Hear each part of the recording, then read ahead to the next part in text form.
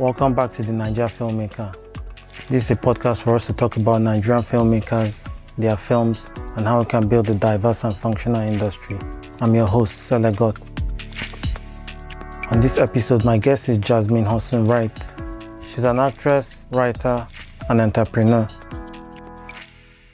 She has featured in films like Drawing Strength and Merry Men, and also Sons of the Caliphate. We talk about her process, her hopes for the industry, and finally my short film Golden Rule, in which she was the lead character in. If you're a new listener, you're welcome and I hope you enjoy.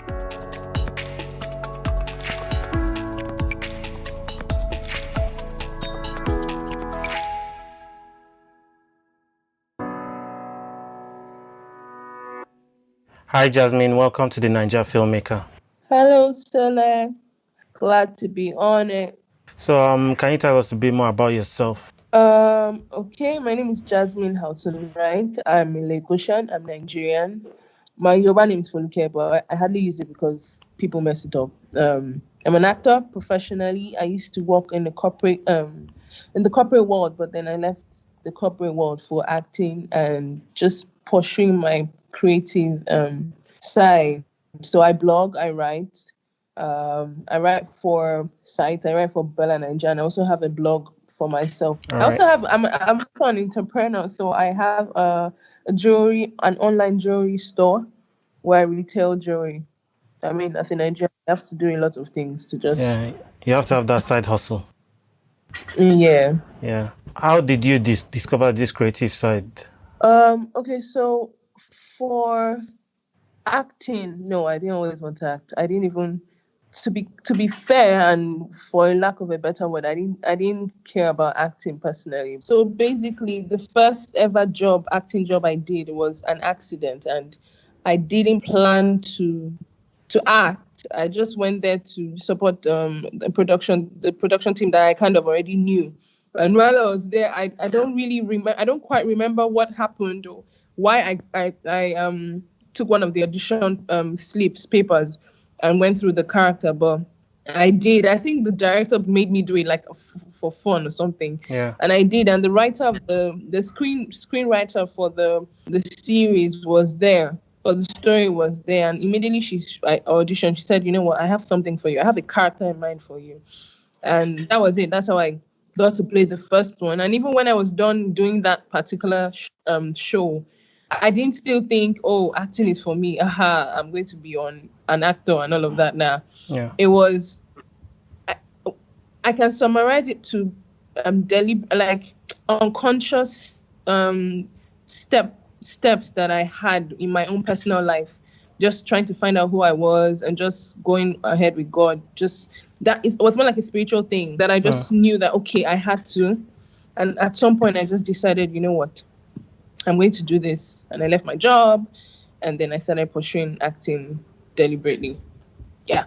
What productions have you been on? What films?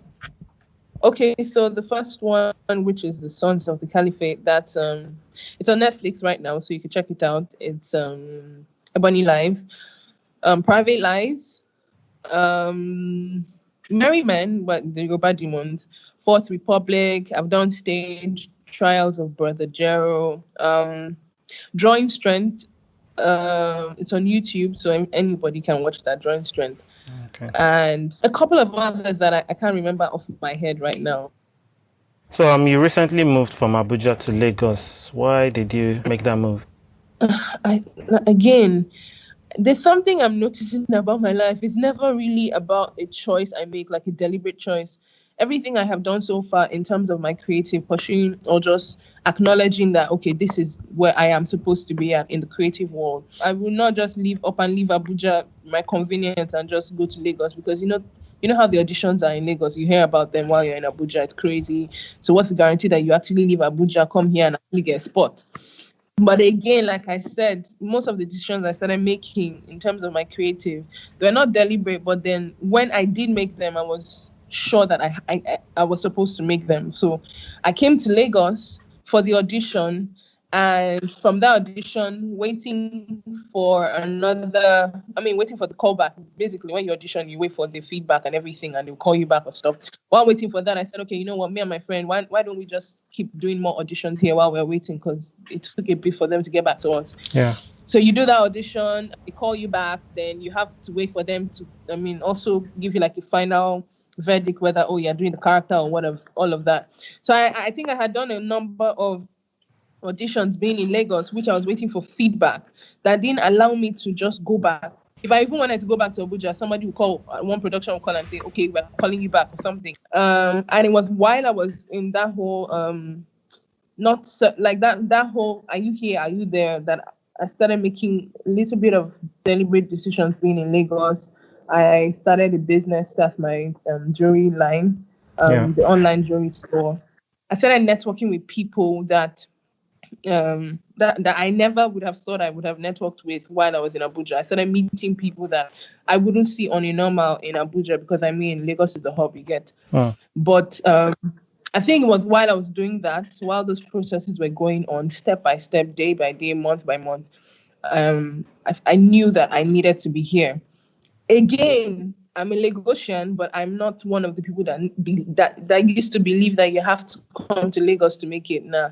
I never was party to that. But I'm one of the people that believes that as long as God has made it clear to you that this is where you're supposed to be, then there's no disputing it. I'm not the kind of person that believes that you need to leave any place you are, be it Abuja or wherever, to come to Lagos to make it.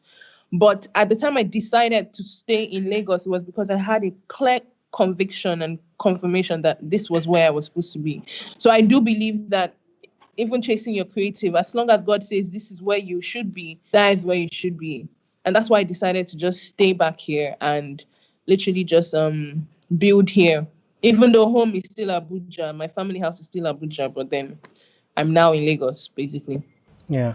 Was that decision worth it?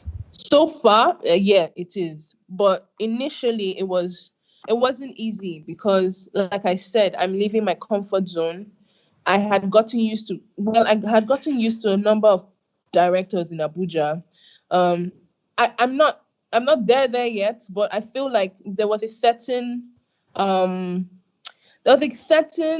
had already created a kind of niche for myself while I was in Abuja. So I would go for productions and being on that production, another producer would know me. So I wasn't strange in Abuja, you get. But coming to Lagos, it's a different ball game. Nobody knows me.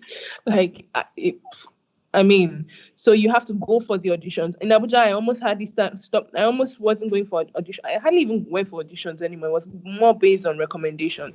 But then when I came to Lagos, I had to go for auditions.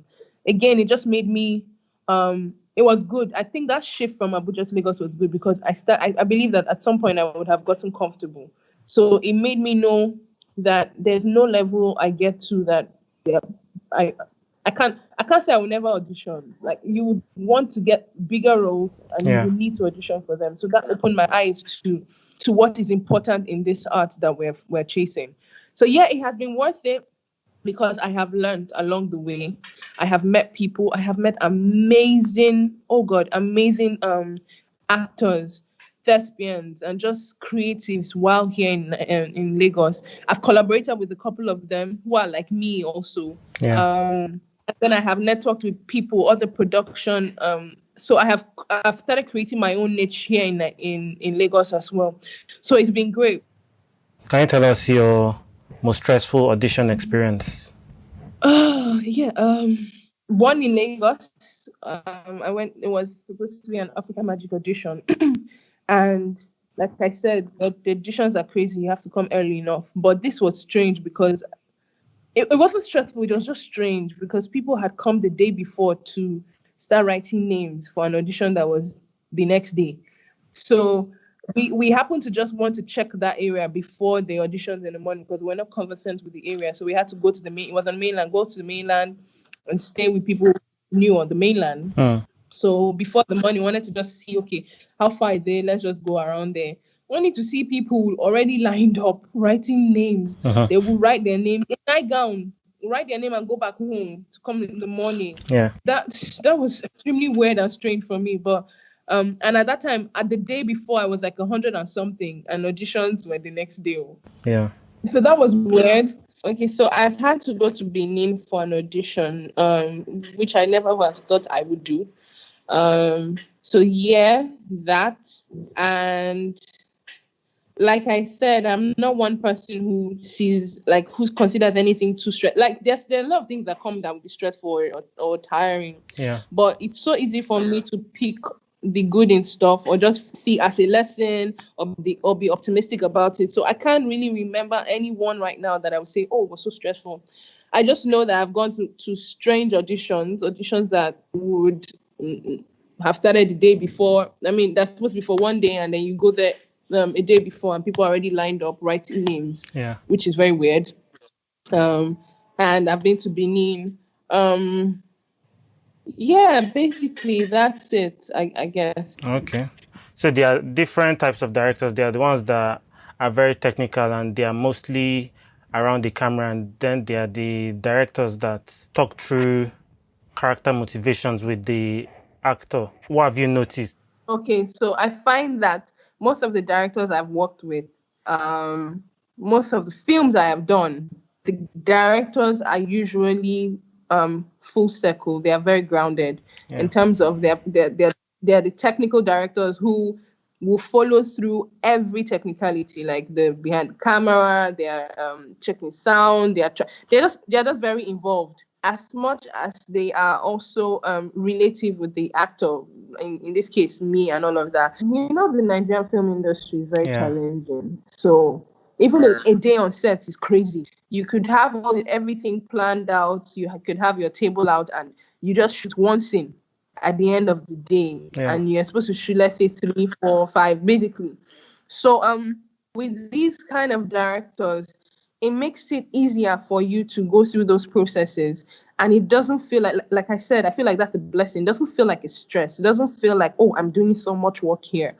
And they also build relationship to some extent. So I've worked with a lot of directors that I'm still talking to right now that still recommend me for jobs that are kind of involved in my process, that I could boldly say that the testimony that I am right now is because of them, because they never really just let go. You get? Yeah. So I know that people have said things about directors who probably want to sleep with you, or directors who are just straightforward to one thing, or they just want to act. They don't want to give you they're not full circle, like I said, like I used the word. But I haven't had that experience. Yeah? And I noticed that every director I've worked, even though we didn't, as at the time we did them Golden Rule, I didn't know you so much. You just came. I basically was commended to you, right? I believe that the way we walked, or with the way you were really open, kind of vulnerable to some extent, it allowed there to be even if it's not serious, a mild relationship, a mild network, a mild connection. I could be in Abuja and I come to the office, I see you, or you have a short shoot you want to do, you buzz me. Like it doesn't have to be a formal, please, I have a project. What would you have? What would be involved? What will you need? No, it's just a flow, because you, on that set, you were able to, you didn't know me and there was no relationship, but you were vulnerable enough to observe. Maybe, I don't know whether to observe or to listen, to just be, I don't know, I guess it's the vulnerability. I guess that's it for you, because that's the only one I can say you get. So I have been privileged to have good directors, really, to work with really amazing directors that know their job, that are very involved in the process, and as well committed to the art in itself. That's the talent and everything that's involved with that production. Yeah. So I guess with acting, sometimes you get a minor role, sometimes you get a leading role. What's your process when you're preparing for a leading role? So first of all, my own, it's like a rule, or like a motto, or maybe it's just something I go by. There's no role that is small for me. Yeah. Because at every point, no matter what it is, I've done a couple of extra roles in this industry, and by extra I mean They just want you to sit down one place and look pretty. Yeah. You get, that would have been the description. But I don't, if I decide to be on that production, again, I don't just go on any production. It's not because I am there yet, but because I understand my journey, I understand where I want to be. Yeah. And gratefully so, the productions that have come to me are productions that I would really want to be on. You get, I would not choose against them. So even if it's a minor role, and I know this is what I'm about to do, or it's a leading role, what I always do is, so if okay, let me give an example. I've played lead and I had to act like a South African lady. Yeah. I'm not South African. I'm Nigerian. I'm Lagosian. I'm a Yoruba girl. I don't know the accent, what demeanor is like, what their how, just the personality. There's something that defines every nationality you get. So I don't know that, but I would go on YouTube. I have a notebook where I would listen to maybe South African short skit. When you're studying for English, basically what is this in South Africa, and what is was, how they say was, and all of those kind of things. There are a lot of those things on YouTube. For a minor role, I might not have to do that, because minor roles or extra roles are very straightforward. Either a bystander or a neighbor, or just sitting out somewhere, or you might not need to do that. Yeah. But one thing that is common to both of them is, if you tell me that this is my character, I'm going to develop a personality for that character. So I've played a lady at the bank that's a Merriman. I played a lady at the bank who is someone is supposed to be fancying, and that can be very easy to do. But I had to decide that character has a name. They didn't give me a name for that character. They didn't give me any. It was just be there. But in my head, I gave that character a name. I can't remember right now, but let's say I give it Kemi. Kemi will probably sit down like this. She'll probably cross her leg, or she'll probably put her bag on the right. Nobody knows that this is what's going on in my head. But I just feel like I don't want to be that person where you're watching my movie and you're seeing me in all of the movies you get. And it can only start from the mind. So that's a minor role. Now for the lead roles, I've understudied the character, where they are from, South Africa and all of that. Okay, so what's Lindy Way like? Does she chew gum? Does she always say K? It's not in the script, but they're the underlining things that would just take me away. Like I will be the character because I'm acting it, but it would take me Foluke from that character. Like it would strip Foluke from that character. So you're not watching it Foluke, literally. So there are different approaches to acting, like the Stanislavski emotional memory, the method acting. What are your thoughts? So I would be lying if I say I understand perfectly the Stanislavski approach, but I do know method acting, and I know what you mean by the emotional bit. So basically, for me, there's a lot to learn. I'll start with that. There's a lot to learn, but one thing I know that so far I have done, or I can give myself a little bit of credit, is I don't joke with this craft. As much as people just want to be on the screen, and no, that's not me. I don't joke with my craft. And so I do really, really appreciate method actors. I appreciate method acting because it's not a lot of, especially in Nigeria here, we have a lot of people who are not even actors, first of all. Then we have actors that you see on the screen every day, and you see them. Like in terms of method acting, first of all, know your character. So, okay, this is one thing. This is one thing I learned from someone. His name is Goldfish. Damn it. I didn't learn it from him. I knew it, but then he kind of resounded it in my mind being on set. We used to be on set, and I think 5 minutes before set, or like 10 or 15 minutes before set. I think it's 15 minutes before set. He phases out. He literally. I don't want to be, if we're going to be joking, normally, once I know that we're about to start, 15 minutes, he's out. And he doesn't necessarily need to be out of the building or the premise or where the action is going on. But he's no longer in that spot with you. So if he's supposed to, obviously, and I knew that, but then it keeps reminding, that action he did, that particular scene we had, it just sticks in my head. So every time I'm about to go on set, like before they say action, no matter what is going on, if everybody's laughing, I would just be zoned out. Yeah. Because that 15 minutes is what you used to take to remember, okay, this is the scene. What exactly is informing this scene? What is my mood in this scene? How am I supposed to deliver the scene? Because it's one thing to read the line, understand, and have it in your head, and it's another thing to actually give the emotion of that scene. And every scene has an emotion, even if it's a dialogue, if it's an angry one, if it is supposed to be like an internal kind of feeling that you can't really speak out, but when whatever you're doing should show it. That 15 minutes would like helps prep you up, keeps you on check. Yeah. So that's one thing. Two, I've cut my hair for a production before. I mean, not everybody can do that. Not everybody will do that. Some people don't believe that, or they need to go to that extent, especially in Nigeria. And I understand, because in Nigeria they don't pay you for your craft. They don't actually pay you your worth. They don't even pay you anything close to your worth. Yeah. They don't even pay you anything close to what the amount of work you are putting in. But we understand that, well, we're still getting there. So you want me to do a scene and I'm supposed to portray a lady that has my hair cut. Some people will not do that. They would rather either wear something on it to make it look like it's a haircut. But that's where you push it for method acting, because you are literally becoming that person. Yeah.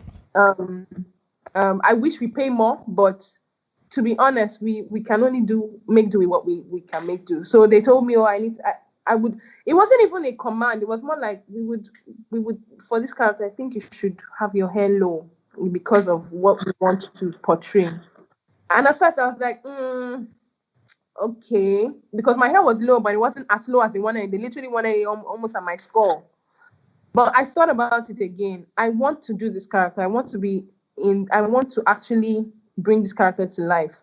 And there's something about costuming, down to not the actual clothes, costuming down to the appeal, the look, the facial look, and all of that. Yeah.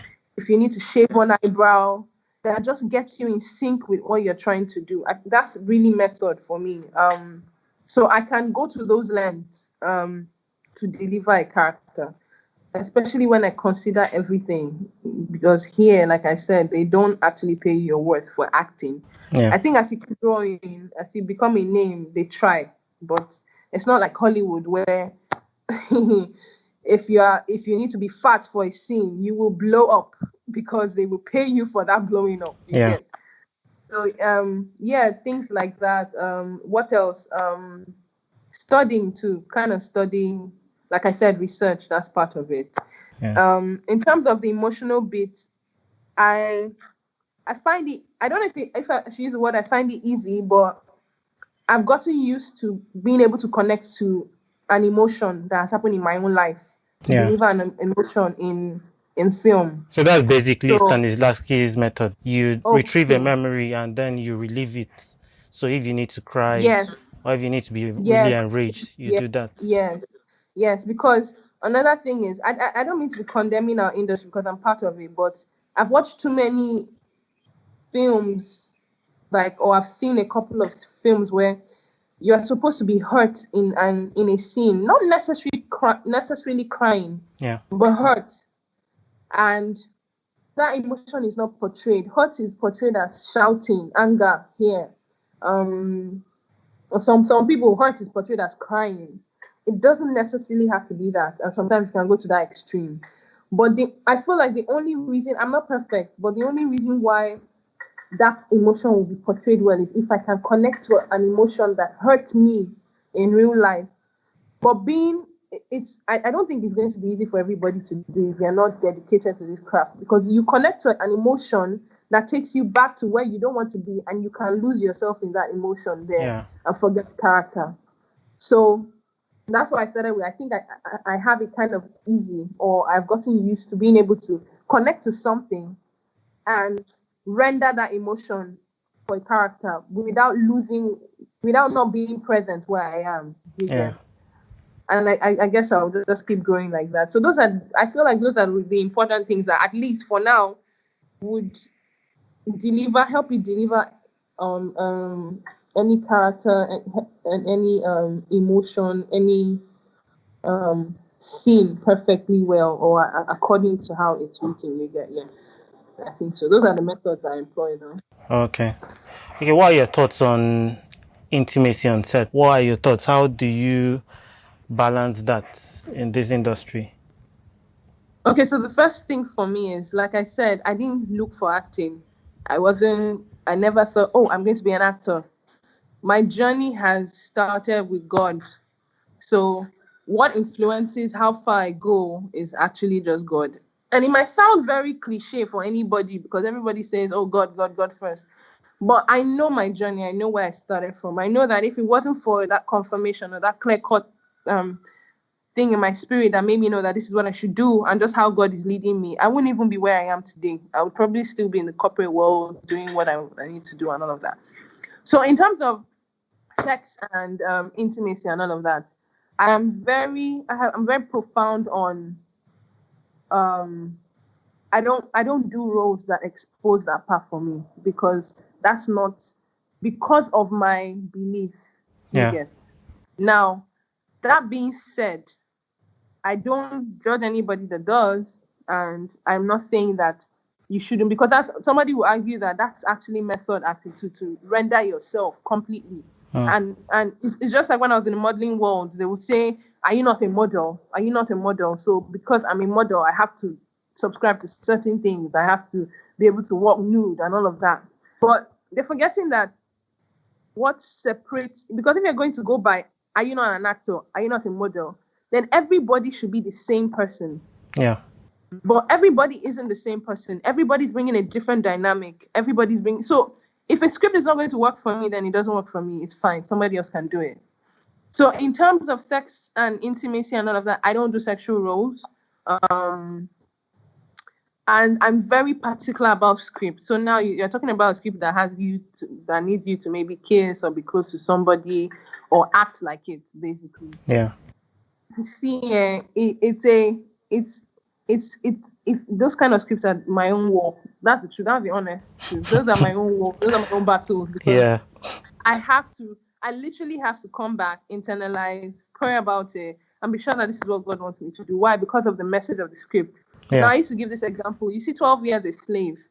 Somebody is going to look at that film and say, oh, but you say your God is leading you or you're a Christian and all of that, so you shouldn't do scripts that expose you and all of that.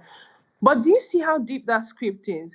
Yeah. When you're watching the scene where you see Lupita nude or just barely wearing anything, because of the scene she's doing, you are not looking at the fact that she's nude. She's being stripped. Uh-huh. The idea of that scene is you don't have time to think, oh wow, nice boobs, or oh your body's so hot. No, because what you're seeing is somebody being demoralized. You're seeing a slave. You're seeing the true story that has happened to blacks in that time. Yeah. Those kind of scripts challenge that they're scripts I would take to God and pray and say, God, is this what you want me to do? As long as I have that peace to do it. Because I'm about the message. I'm about what this thing is saying. What this movie about. Yeah. To be honest, that's really what I'm about. And I know that people have told me as I'm going that it's not every script that will be perfect. Not every script will be powerful. Some scripts you just because of money. When we get there, we will know, right? But for now, those are the only things that could make me think of being, like I said, I don't accept sexual roles. I don't do that. That's out of it already. But those are the only kind of roles that would allow me to be vulnerable with my body, sort of to some extent. Yeah. And there's a movie I was supposed to be on, but I opted out of it because there was just a lot of rubbish for me that was going on that. But I was playing I was supposed to play an abused well, I won't say slave per se, but it has to do with trafficking, basically. Yeah.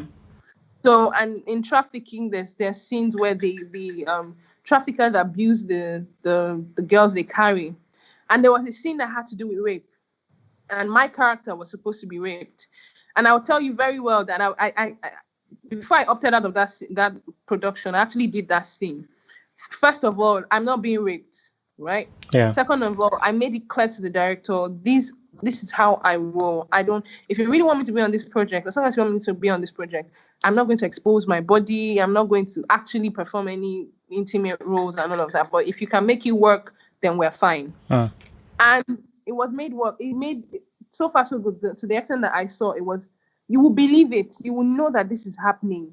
But I wasn't going through that in real life, you get. So as long as there's a communication and there's that kind of, you understand me, and like I said, it's not a by force thing. If I can't do it, I can't do it. Simple. Yeah.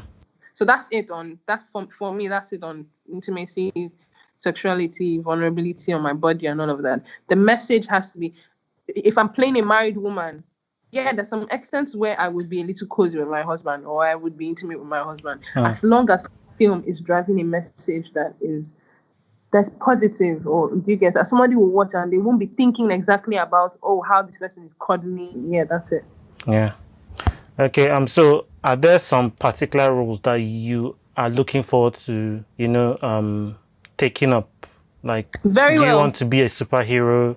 Very well. Yeah. So what are those? Very well. See me. I'm even ready to shout, like it's in my brain. Marvel. I mean, Black Panther. Me and my friend were literally, as far as we're concerned, we're already there. Like, Nigeria is just holding us. We're already literally there. The new characters on Black Panther or any other thing that they're doing. Yeah. I want to do right now, aside from that, which is still, we don't know how far, maybe in 2 years, maybe a year, if you can never know.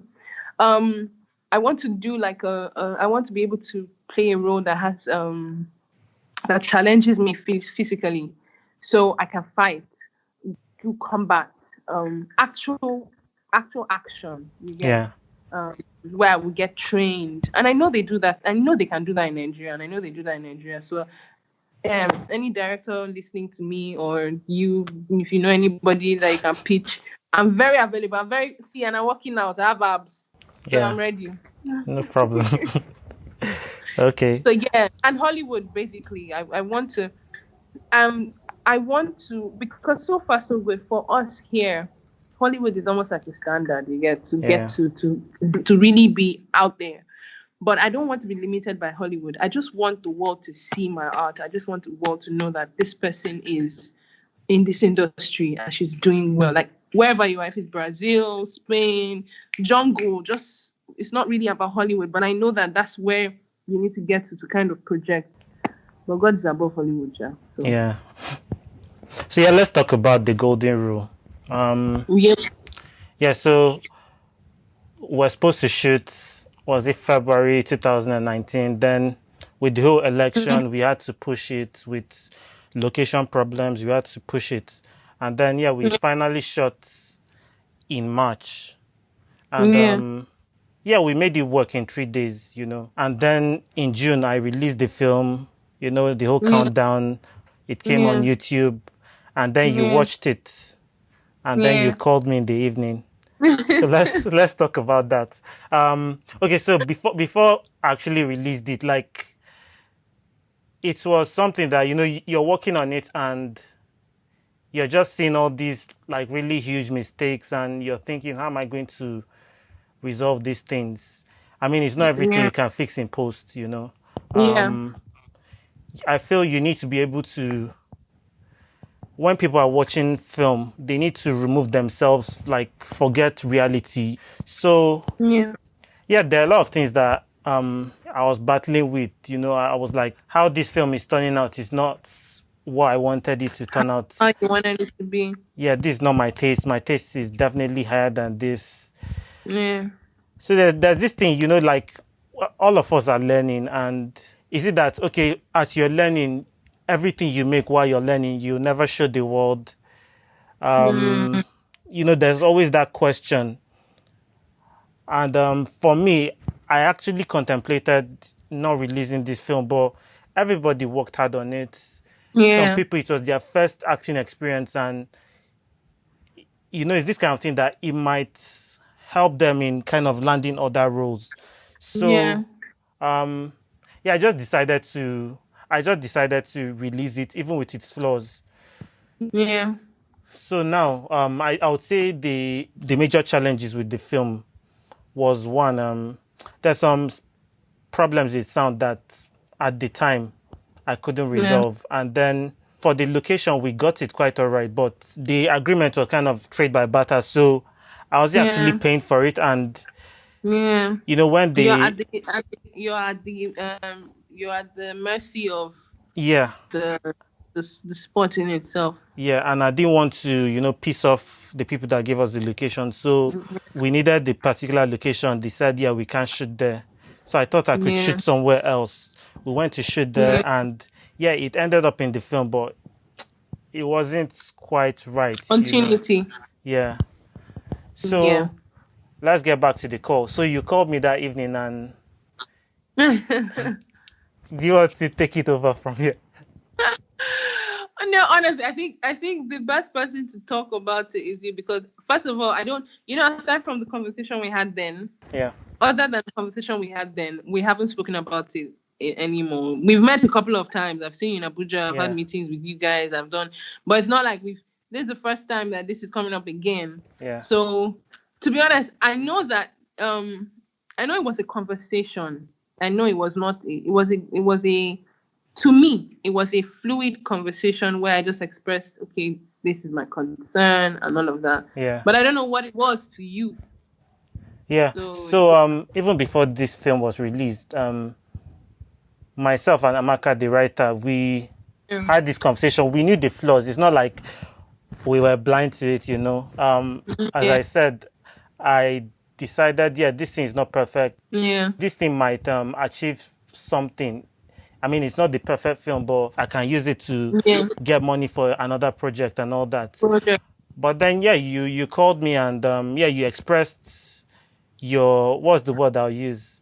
My reservations. Yeah, your reservations. And, I listened to you for those, was it up to 20 minutes? Maybe. It was more. We talked a bit though. Yeah. And I mean, I actually like that, like most actors, they are kind of at the mercy of producers and directors, and you not really want to challenge them.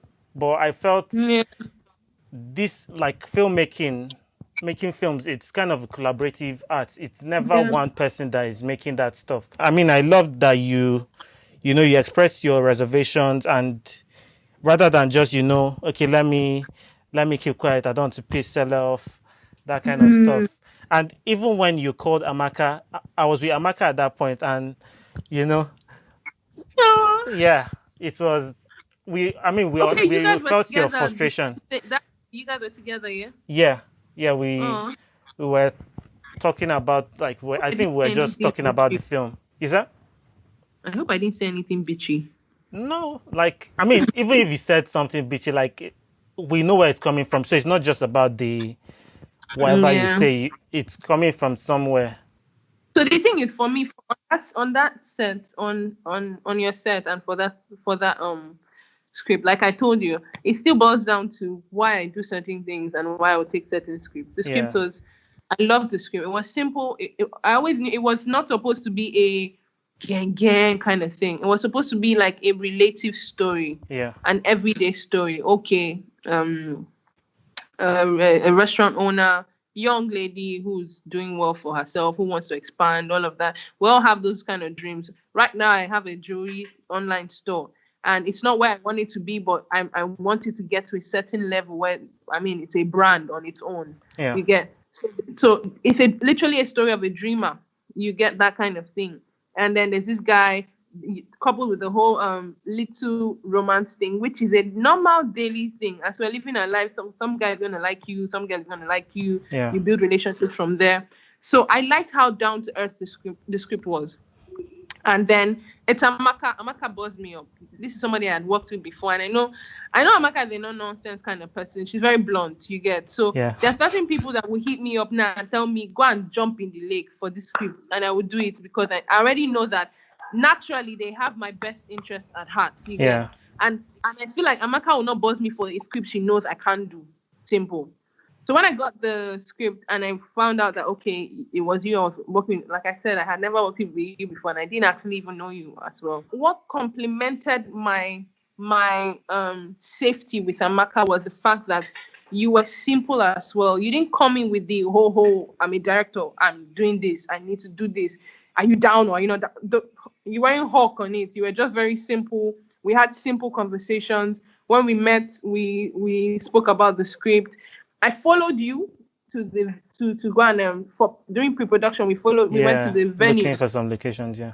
You literally opened up your space, you get. So from the beginning, you already gave me an idea that I can be real with you. You get. Yeah. So me talking to you at the end of the day is not something I would do with everybody. I would observe if I can, so that I don't cross boundaries, not because of fear, but because when you observe some people, some people the people that will not take it as a they'll take the criticism judgmentally as opposed to constructively. Constructive criticism. So when I first saw the video, first of all, I knew the challenges on set. I mean, we had scenes that we would do like almost 20 times because of I don't know whether it was because of there was a shortage in certain equipment that you wanted or something, but if it wasn't like just basically working with what you had at that, which was, like you said, you knew where you wanted it to be, so which was not enough. Or maybe the people handling it, I don't know, because I'm not really technical and all. But I know that it's just like a scene where if you have 3 cameras, you won't need to do that particular scene 2 times. I mean 5 times. You just do it twice, close up, wide, because there's a camera covering every angle you get. Or sound. We didn't have the insertive one. We had the boom mic. Yeah. So if you're not too close to the boom, you won't be heard. You get. So there are those kind of challenges that would make set kind of tiring. But I think because of the relationship, but just because you took care of us, basically, you already made sure food was available and all of those kind of things, and we had a good communication and stuff. So, like I said, I had this. It's easy for me to pick out the good from the stress. Now, I didn't know that because, again, I'm not technical. I'm not that technical. I try, but I'm not that technical. I don't know where is too much, where you cannot, like I say, editing is not magic. I don't know where is a lapse that edits cannot cover. I don't know those kind of things. So in my mind, no matter what had gone on set, or no matter the flaws or the what we had to compromise on, okay, when they are editing, those things will be sorted out. So when I got the video, and I was already hyped. I mean, you posted, oh, it's coming out preview, and I was already down and everything. And I got the video and I watched it, and it just hit me different because the energy. I even told my friend because we watched it together. Yeah. She was like, it wasn't bad, but like I said, the things that were important, we lost it in either continuity, sound, all those kind of things. So somebody watching it, I knew the script, so I understood how it flows. Anybody else that didn't know the script will probably be confused, and it was so simple, so it shouldn't have been that. Yeah. That's why I was concerned enough to call you and talk to you about it. Yeah. Because at that point, it was now a situation of it's already done, right? Yeah. But and the noise had been kind of made already. So the only thing I can do right now is give feedback. Any other thing I would have done is not to post. That's the truth. I have every decision to post. But I thought about it. I saw the hard work everybody put in. I saw how everybody was hands down, from makeup, Jackie. I mean, we were all in our spaces and just really good to ourselves. You get? Yeah. And so when you're on a set like that, you don't use the technical flaw to cover up that. Like, I'm not the person that believes in. It's just like I love money is great, but I can't love money, because at the end of the day, what's important is the people. There are places where money won't get you to. And one shoot, one technical flaw, one thing that is not so great, some people will say, oh, okay, it doesn't fit where you are at, or blah, blah, blah, whatever. It doesn't matter, because at the end of the day, I know how much everybody put work there. And I could tell that you knew already that there was some issue. I could already tell. Yeah. You did not act like you were oblivious to it. You get. So I wasn't talking with someone who's dogged and proud or stuff like that. So it was easy for me to let my observations know. And you know, like it's something that you see films on Netflix and you're like, did everybody just ignore this thing? Yes. When we watch these things, you know, we see the issues, and on those films, they are kind of like bigger deals, you know. So maybe there was more money, and you can't afford to. Let this slide by. I mean, why wasn't this noted? Why wasn't this? Because I mean, you have a whole 3 phases: pre-production, production, and post-production. Yeah. Before it goes on a big scale, large scale like that. So if you don't check it during pre-production, while you're doing the production, you can adjust some things, or if you know that you're falling short in pre-production, you immediately start making adjustments during production that would help you doing edits. Yeah. I don't know so much, but then I edit my own videos for my brand, so I know that anything I miss out at the initial that I can't get back, I start thinking of how to change the dynamic a little bit. Yeah. So that it doesn't change the edit completely or what I'm trying to get at. But so that when you're watching it, you're not going to now see, like, you'll be so clear cut that this one, no, they did not wake up. This one, no, they did not adjust. The lighting is going from I mean, no. There are a lot of movies on Netflix right now.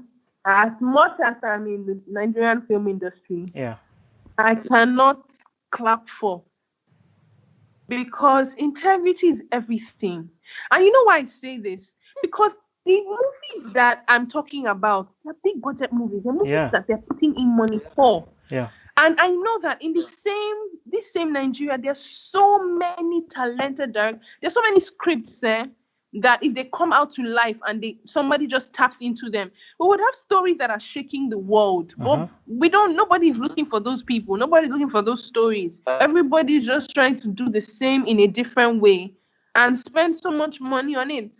And then we're still making mistakes with the product, with the output. We're putting a lot more movies. Majority of the movies that Nigeria is putting on Netflix are portraying us to not have so much content. I'm not saying it is all of it.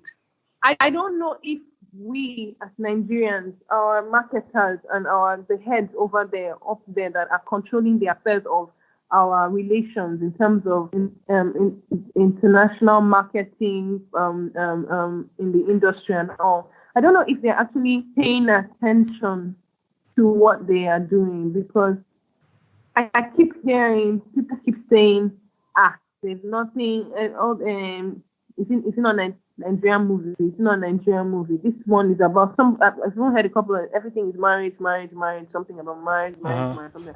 Like, but stories are so diverse. I feel like we have so much. Like, we have so much stories. We have so many stories. We have stories that have to do with high school girls. We have stories that are talking about the issues, the social political issues in Nigeria and all of that. And I feel like if we push out stories more like that on these platforms, we will get more, like, there will be more attention on us positively, because is it not what is doing you at home? It is what is doing you at home that you have, like, the one that you know, that you understand, that you can clearly go out and boast about. But we're doing more of, we're trying to do so much more of Western, we're taking the Western stories, twisting it a little bit and pushing it back there for them. Yeah, they're doing perfectly with their stories. They're even reaching out into African stories. Look at Black Panther has gone into Africa, like literally extended into Africa. Somebody is thinking, and look at how much Black Panther got. Their accolade, the attention, the network, everything. Black Panther, I feel like, I don't know the gross, but in terms of all the Marvel stories, I know that Black Panther made so much. It was a literal hit for the world, because the black community was ready for it. They didn't expect it. So when it came, it was like, wow, finally, we have this. So they are thinking about that, and we're not thinking about pushing our stories out there, like our real stories out there. And occasionally we can throw in those fancy ones and stuff, which is great. I'm not saying those things don't matter. Those are real stories, so they are happening because we're in Nigeria, we're living the Western life. We're not traditionalists, you get. But in terms of depth, we are not doing so much. I think that more directors are submitting their films that are very deliberate to film festivals. But that's the problem. Yeah. When you submit to film festival, it doesn't come out, or it doesn't come out early. Sometimes it could take a year plus before you can even show it. And on what platforms? It's not like it's going to go straight to DSTV or all of that. So we're still not watching the things that are really being pushed, the real stories that are pushed out there. But we're doing great, to be honest. I'm glad to be part of the industry at this time.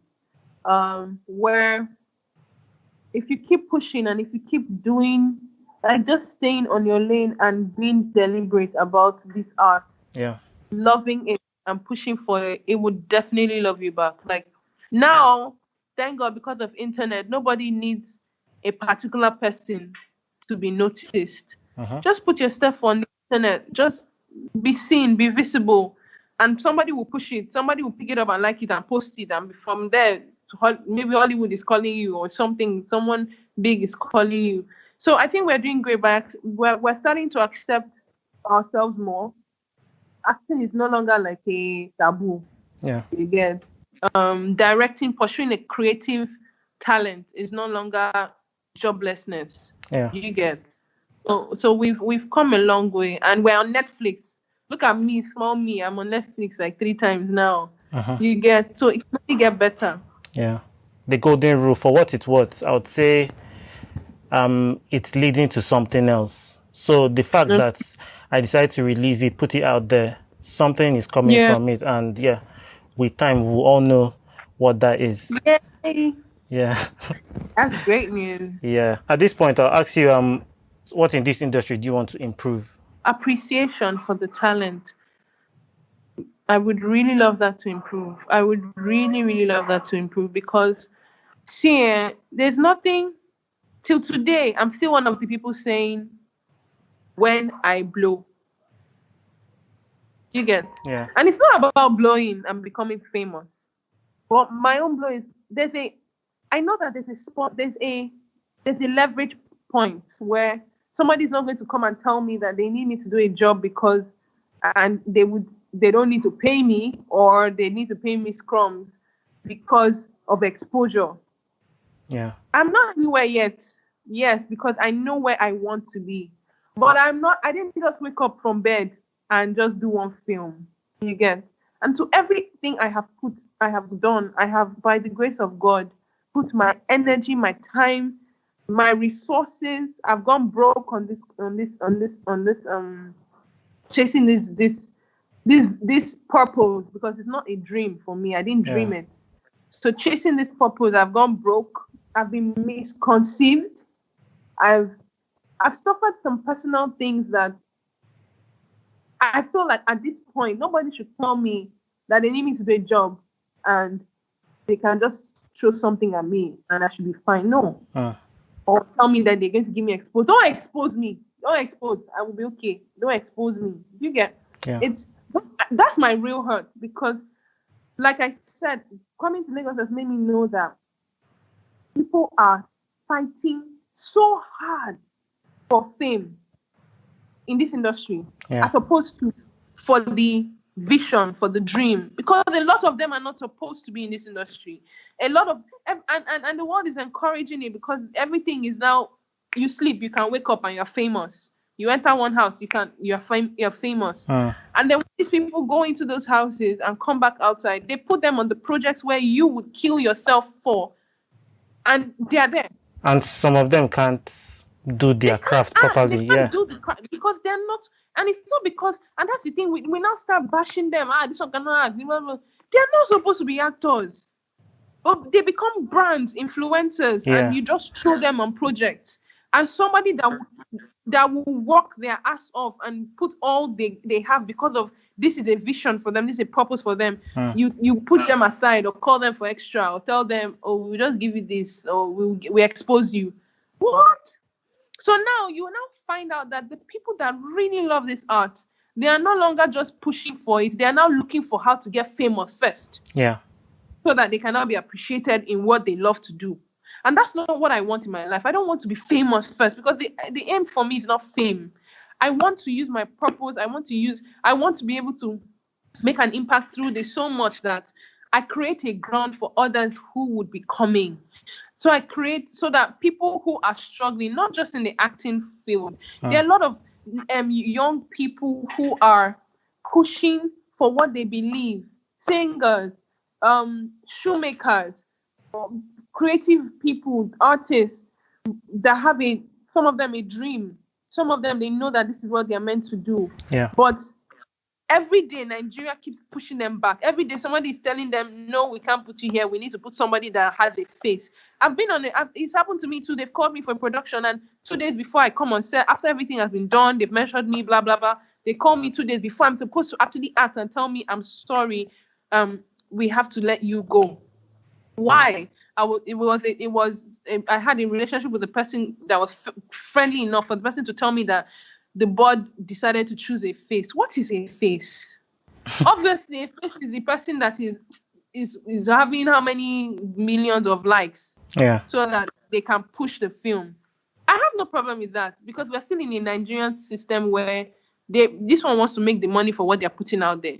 So, okay, put the face, 1 or 2. Don't go and put 20 faces and throw the real people who can do the work into corners. Yeah. Just come say hi, go back. No. We need to start appreciating our artists. We need to start appreciating talent.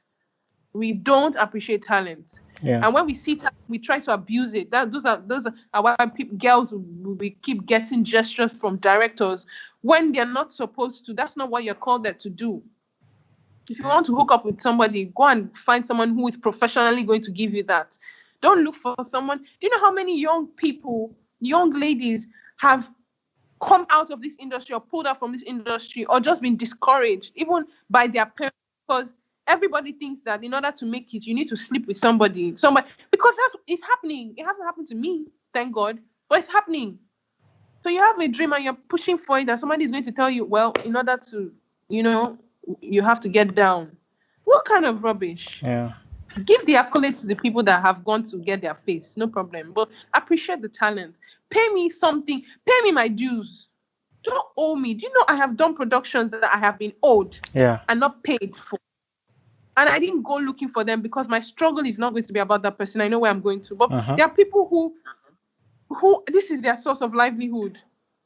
Do you get? I can close my eye and drink Gary last, because I know I'm not going to go and chase anybody for money that they know they should pay me and they did not pay me. Yeah. Yeah, but not everybody is like that.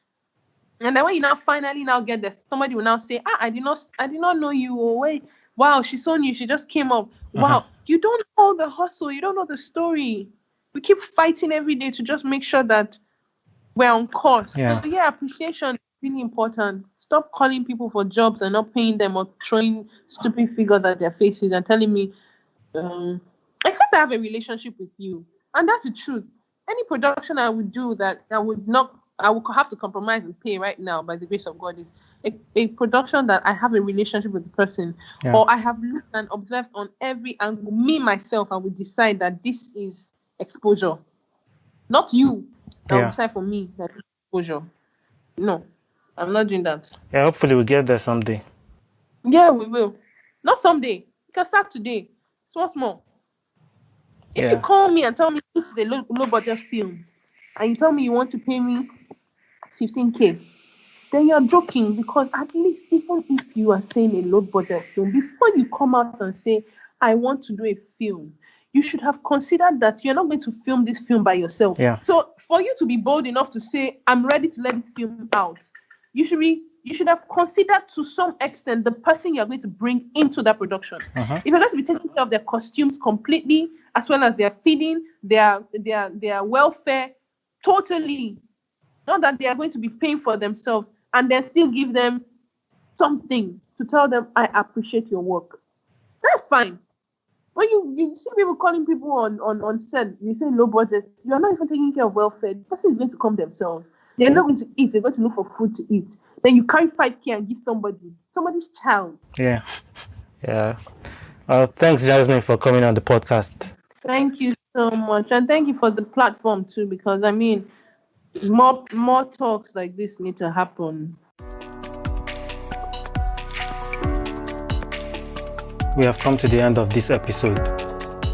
Please remember to leave a rating and a review. You can send in your questions and feedback on social media.